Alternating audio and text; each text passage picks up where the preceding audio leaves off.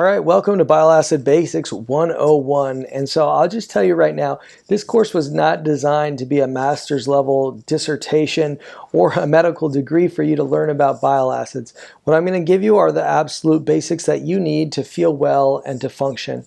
One of those things you need to know, though, is that bile does way more than you think. In fact, we find new interactions for bile all the time.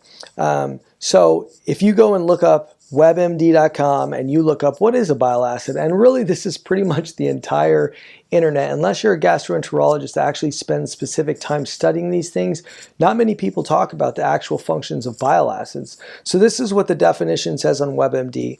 Bile is a yellow-green bodily fluid that has two primary functions. Bile helps break down fats in your stomach when food is digested. It also carries waste out of your digestive system.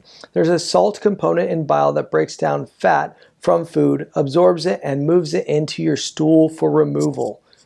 Okay, so essentially they give you two possible functions for bile acids, which couldn't be any further from the truth. Okay, what they didn't say. Bile salts appear to have a systemic beneficial inflammatory effects, right? So essentially, they're even trying to develop bile acid medications to help you reduce intestinal inflammation. But I want to tell you up to this point, if you're in this course, someone told you that bile was bad. Someone told you that you had too much bile, and that's not really the story, okay? What the bile acids can do is it can reduce inflammation, reduce cell death, reduce liver damage. So if you have excessive bile, let's just pretend that like they thought, like many people think right now in common medical literature that biles are excessive. Well, guess what it does? It does all these things that I'm telling you right now, so it prevents liver damage. So if you're making extra bile, then it might mean that you have possibilities of liver damage, right? It's going to protect your intestines, so it protects against intestinal damage. It protects your central nervous system, okay? Overall, it decreases that inflammation.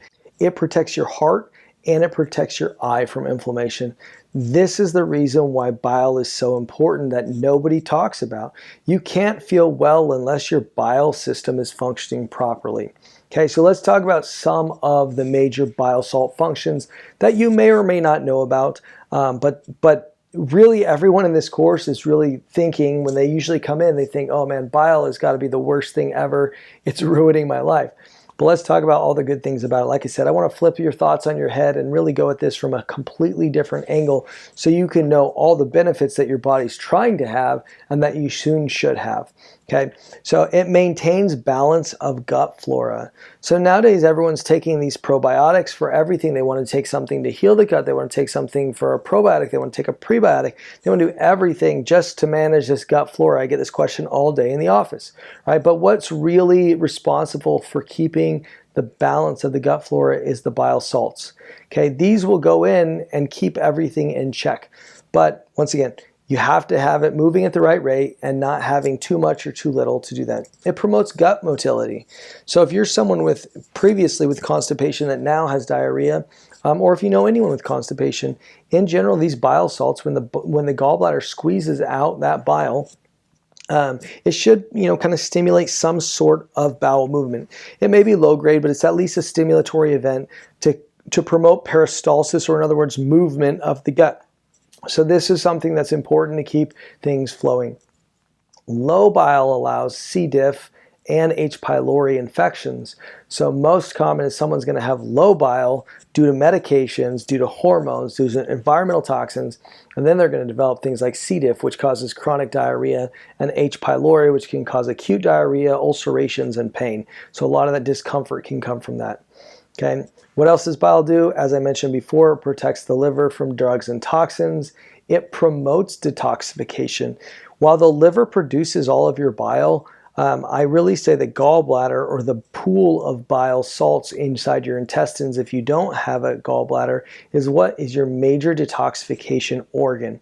So the liver does all the hard work, but all of that bile then has to go and bind to environmental toxins, estrogenic chemicals, all the things we run into in our environment, all these plastics and chemicals that we've never seen before. Luckily, the body has a way to deal with all of them if we have sufficient bile. Okay, what does bile do? It improves insulin sensitivity, right? It lowers cholesterol. So a lot of people will take cholesterol or cholestyramine to bind their bile salts, which, funny enough, does lower cholesterol, but it only lowers cholesterol in a very indirect way. Bile salts does it the natural way.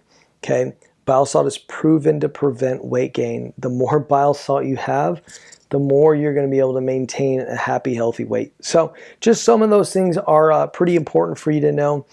Really, I don't want to say every, a lot of the tissues in the body have bile salt receptors. Here I've listed a few: liver, pancreas, ileum, kidney, adrenal glands, hearts. The heart has multiple receptors for bile salts. Likely it has to do with salt receptors more than it actually has to do with the use of the bile, but it is a receptor and it does alter heart function. Okay, central nervous system receptors and arterial wall receptors. So if you look at the heart and the central nervous system, a lot of people with bile acid diarrhea will have fluctuations in body temperature, almost go into, it's kind of like it's really a gallbladder attack is what it is. But that gallbladder attack isn't necessarily the same gallbladder attack that someone with stones has. But what you find is that you'll have those cold sweats, you'll have that cold and clammy feeling, you'll feel pain, you'll be writhing on the floor in discomfort, and all that is a low grade gallbladder attack that you didn't know was coming from. So it's important to know if those things happen, that's what you have going on, and that all of your organ systems are going to react to that to keep you alive and healthy. Okay, so long story short, we like bile. Okay, we don't bind bile unless we have to. So if you're Google searching, where do we find, what's the best bile binder? Like, I get a lot of traffic to my website from that. We don't want to do that. We don't want to find the best bile binder. We want to focus on why you might have excess bile. Okay, or if you don't have excess bile, the real truth is, why do you have toxic bile? And we'll teach that in kind of one of the other videos. But the question is, why is your bile toxic? Or why is it sluggish? Or why is it thick? And so that's the things that you want to figure out. And I'm going to share with you all of the ways to this. I'm not going to just not let you bind bile. Okay, if you're someone that's had specific surgeries, which we'll go over later, you can definitely have a need for a bile binder due to just rapid transit time and not having the gallbladder to hold your bile salts. But even in those cases, it's still less common than you think. Once again, go through the literature, find out how many people have gallbladder resections, have their gallbladder removed, and how many of them end up with bile salt diarrhea. You see, the correlation is not there. The connection is not there. There is a correlation. Let me rephrase that. The causation is not there. So you will find that some people that have had their gallbladder removed will have bile acid diarrhea, but a lot of people that still have their gallbladder intact will have bile acid diarrhea. So it's important to know that this bile plays an important role in our body, and we'll go through that a little bit in the course, but I just want you to reframe your concept that these bile salts, these bile acids, bile salts, and bile steroids is what I like to tell people. A lot of people don't think about that.